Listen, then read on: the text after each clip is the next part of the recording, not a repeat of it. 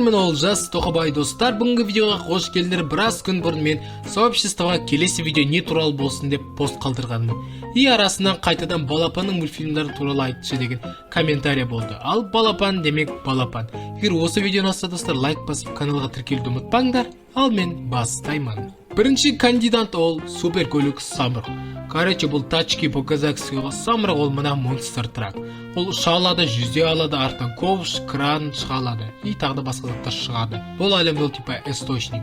Мультсериалда осы самұрық өзінің досы зымыранмен, суперкармен әртүрлі қиындықтарға түседі. И болды.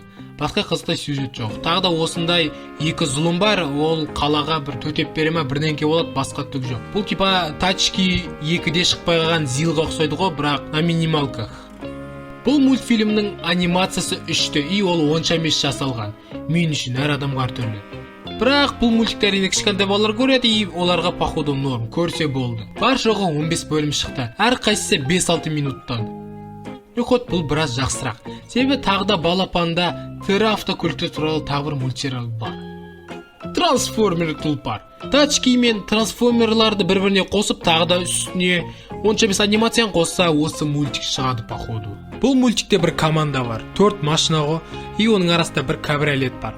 Ол кабриолет роботқа айналады да жамандарды айырады ғой, короче. Мульт 2D стилінде жасалған.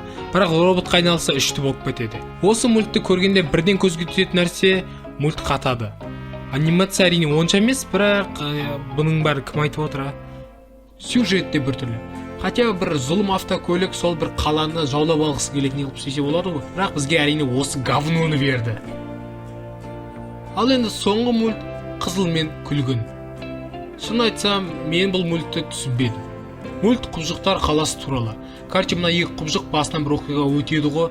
Балапанның әрдайымғы сценариясы ғой, короче. Егер көргілерің келсе, Балапанның каналына кіріп көріңдер. Мүмкін өздерің түсінетін шығарсыңдар.